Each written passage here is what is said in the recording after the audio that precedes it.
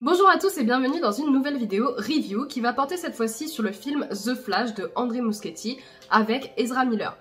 Avant de commencer, je tiens quand même juste vite fait à m'excuser, je suis malade donc ma voix est atroce, je tousse beaucoup donc désolée si c'est pas comme d'habitude. Et si jamais ce genre de format vous intéresse, n'hésitez pas à vous abonner à la chaîne, n'hésitez pas à proposer également des films qui sont sortis ou dont vous voulez que je parle. Et également, si vous avez vu ce film, n'hésitez pas à le commenter.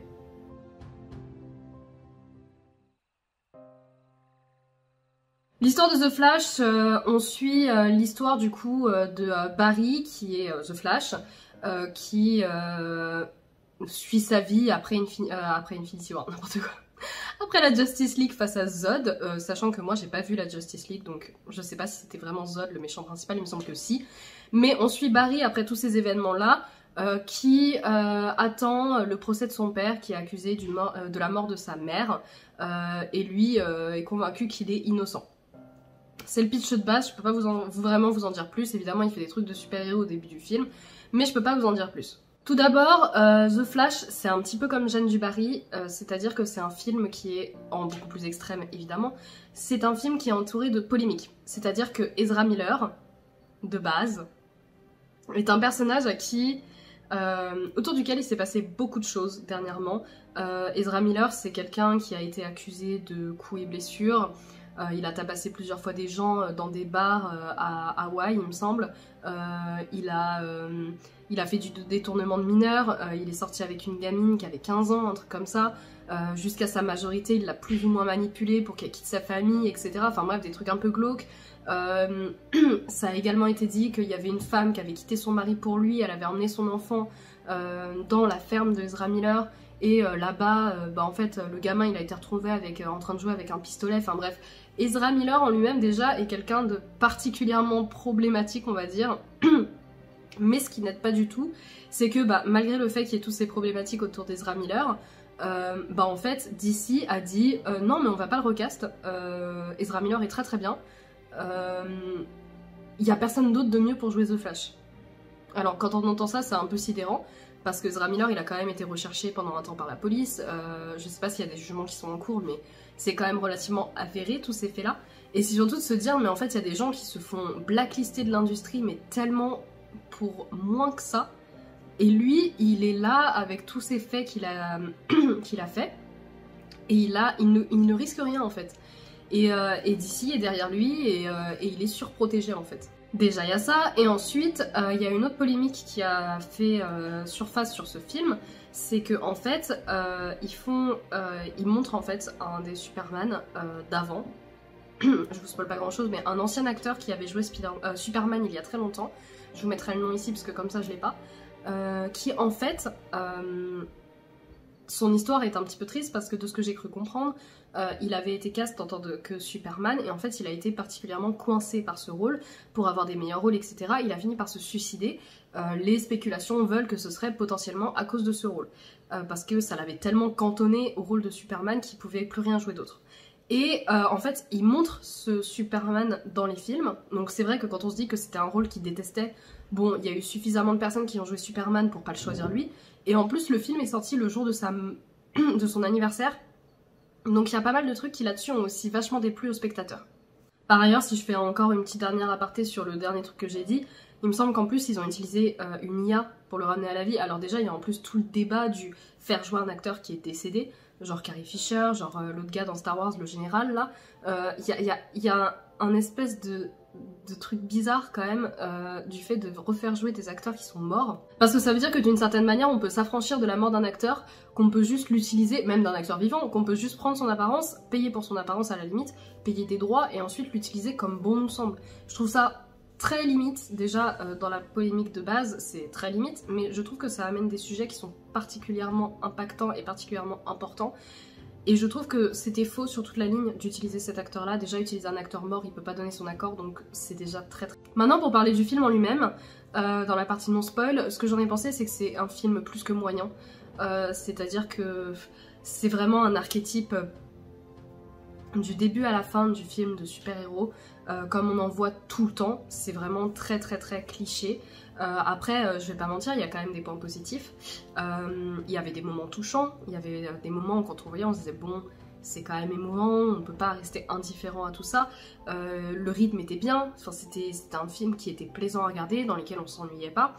Et enfin, malgré tout ce qui touche à Ezra Miller, on peut pas nier que c'est un très bon acteur. Donc le film est vachement tenu par ses acteurs. Vous le voyez pas, mais à peu près entre chaque prise, je suis en train de m'étouffer tellement c'est horrible de parler. Mais cependant, c'est un film qui est bombardé de points négatifs, personnellement. C'est-à-dire que déjà, la CGI est dégueulasse. Je pense que ça se voit déjà dans le trailer, s'il y en a, je vous mettrai des images.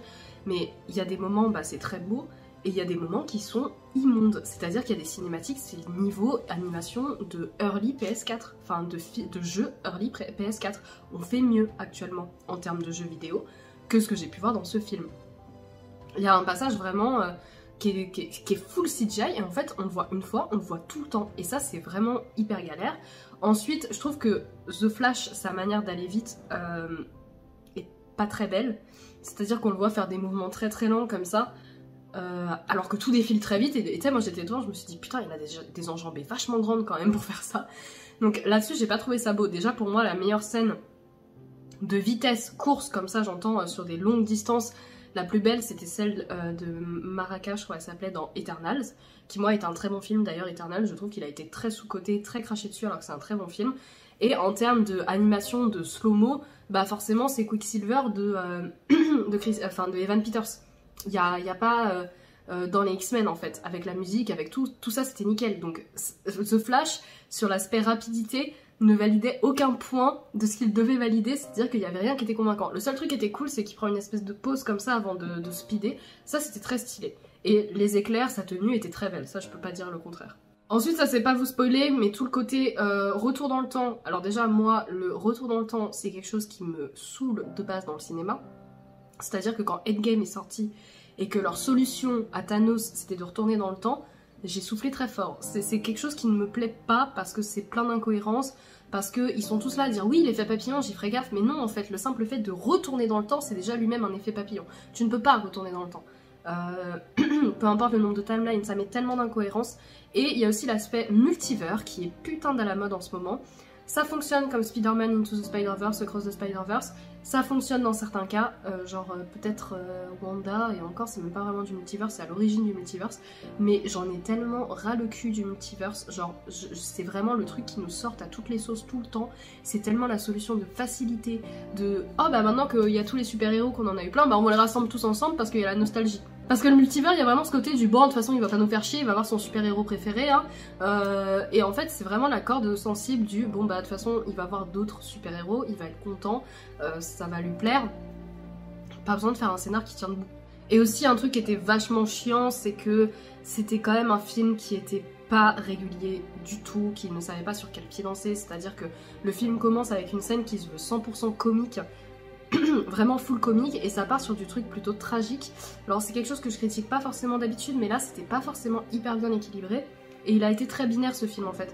C'est soit l'acting était très bon, soit il y avait des actings qui étaient nuls, soit la CGI était très bonne, soit la CGI était nulle à chier, soit c'était full humour et on part sur un film vraiment comique, soit c'était tragique. Il y avait pas d'équilibre, il y avait pas de juste milieu avec tous ces éléments là, et c'est tout ça qui fait que le film était vraiment il laissait un goût quoi, enfin c'était pas fluide, c'était pas agréable. Moi c'est vraiment un film que je catégorise comme très moyen, et pour pouvoir vous en parler un petit peu plus, je vais passer dans la partie spoiler, même si je pense que la partie sans spoil sera plus longue.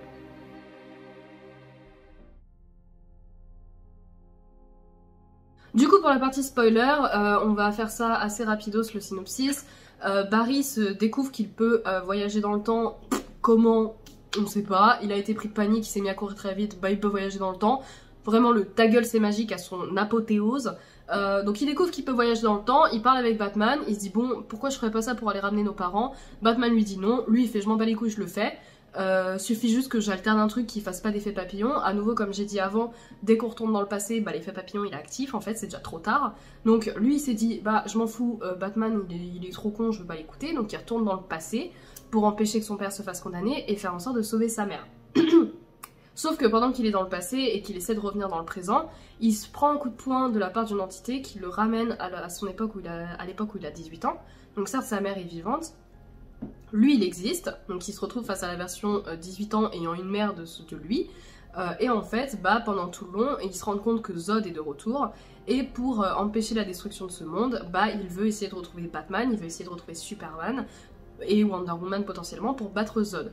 Le fait est qu'il se rend compte que finalement, il y a des choses qui sont inévitables et qu'il ne doit pas modifier ça, notamment la mort de sa mère, et du coup, en fait, il va se battre jusqu'au bout pour essayer finalement de remettre les choses dans l'ordre, faire que sa mère meure et revenir dans le futur.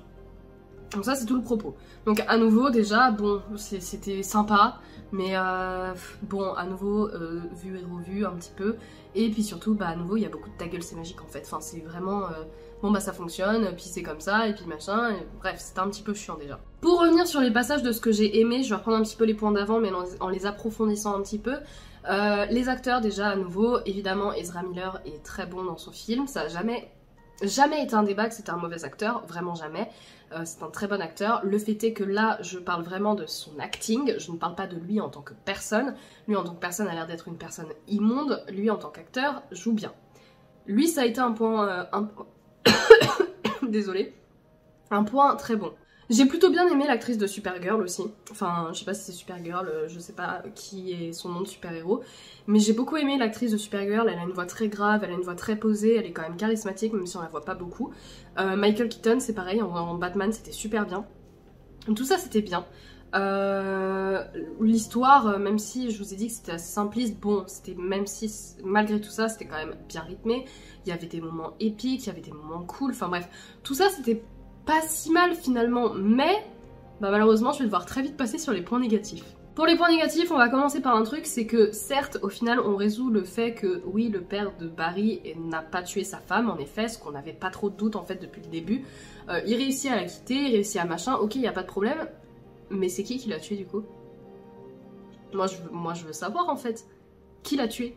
Genre parce qu'on fait tout le film en nous disant mais non c'est pas son père qui l'a tué, mais ok, mais qui?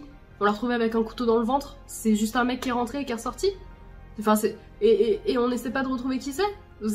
Enfin, il y avait tout ça où on nous dit, non, c'est pas ça, mais bon, dis Louisite, nous fais pas chier, t'as pas besoin de chercher plus loin. Bah si, en fait, si, c'est quand même important de savoir. Donc ensuite, je vous ai parlé des effets visuels dégueulasses dans la partie d'avant. En fait, c'est dans l'espèce de monde où il fait ses runnings, là, pour retourner en arrière. C'était dégueulasse, vraiment visuellement c'était archi chum. Niveau early PS4, vraiment genre les visages étaient hyper lisses, il y avait vraiment des trucs qui étaient pas clean, genre tout le passage où il y a les mondes qui rentrent en collision les uns avec les autres, mais au secours, enfin on voit Nicolas Cage en Superman, ok je veux bien mais bon il est moche, on voit l'ancien Batman, l'ancien Superman avec Supergirl, mais ils sont moches, enfin il y a rien qui va, ils sont tous archi moches et franchement je comprends pas que avec les technologies actuelles, on fasse des trucs de ce niveau-là. Et on peut pas me dire qu'ils ont pas l'argent, parce que d'ici, déjà, ils ont l'argent. Et ensuite, il y a un interview qui a été fait avec le réal où il dit « Non, mais c'est fait exprès ». Mais c'est fait exprès de quoi? D'être chum? C'est ça votre but? C'est de faire des trucs moches? Genre, c'est ça qui vous anime? Et vraiment, quand j'ai vu cette interview, je me suis dit « Mais non !» Genre, le mec, il essaie de sauver les meubles, c'est pas possible. Il peut pas se dire « Premier degré, j'ai regardé ça, j'ai fait... » Oh, le style est là, c'était l'envie. Non, non, c'est pas bon, c'est pas beau, c'est rien en fait. Ensuite, comme je disais au début, c'est qu'en fait c'est un film qui est quand même hyper cliché. Genre il y a le côté du oui, le héros a perdu sa mère et sa mère quand il était petit, il lui avait dit que parfois il fallait savoir abandonner et du coup c'est quelque chose qu'il reprend plus tard en mode quote façon Uncle Ben. Enfin c'est vraiment c'est vraiment ce côté octo-cliché du parent qui est très très sage mais qui est mort trop tôt, du coup qui sert enfin c'est cliché, c'est putain de cliché. Du début à la fin c'est cliché. Il y a même le passage où t'as le deuxième Barry qui retrouve ses pouvoirs, donc qui teste ses pouvoirs comme un super-héros qui découvre à nouveau. Ça aussi c'est cliché. Enfin, le multivers ça commence à devenir cliché, les voyages dans le temps ça commence à être cliché. En fait, je pense que je peux sereinement dire que dans ce film il n'y a aucune idée originale. Genre, il n'y a pas un truc où je me suis dit waouh, j'avais jamais vu ça avant. Par exemple, quand j'ai vu Kingsman le dernier, qui se passe pendant la Seconde Guerre mondiale ou un truc comme ça, en fait il y a un combat de sabre où des fois il y a la caméra qui est mise sur le manche. Vous voyez, on tient l'épée comme ça, là il y a le manche, là il y a la lame, et la caméra elle est mise là en direction de la lame. Et moi j'avais jamais vu ça dans le cinéma. Alors ça a sûrement déjà été fait, mais je n'avais jamais vu. Toujours est-il que ça reste une idée à peu près originale. Là, il n'y avait rien, c'est creux en fait. Le truc c'est que les films de super-héros actuellement, ils suivent un schéma avec un cahier des charges précis, et c'en est plus à mettre des personnes qui viennent à l'écran pour être applaudies. Il y avait vraiment, il y a des films, il y a le film avec tous les Spider-Man, Tom Holland, Andrew Garfield, Tobey Maguire, ils avaient clairement dit qu'il y avait des passages, ils laissaient des blancs après l'apparition des personnages pour que les gens applaudissent. Enfin, c'est juste pour le show, c'est creux, et The Flash, il y avait ce côté-là en fait. Et enfin, il y avait quand même des acteurs qui étaient profondément chiants, c'est-à-dire que l'humour, à nouveau, je vous avais déjà expliqué, l'humour des fois ça me saoule, ça me casse les couilles, et là c'est pareil, c'était pas particulièrement bien dosé j'ai trouvé. En plus il y avait des personnages qui étaient vraiment chiants par moments, genre le deuxième Barry, il avait un rire, j'avais envie de lui mettre une patate, ça rendait le premier particulièrement appréciable en fait, et c'est vraiment, mais...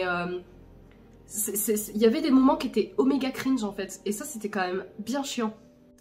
Merci à tous d'avoir regardé cette review. Si vous avez regardé le film, n'hésitez pas à mettre un commentaire pour en parler. Et moi, je vous dis à la prochaine pour une autre vidéo. Ciao, ciao!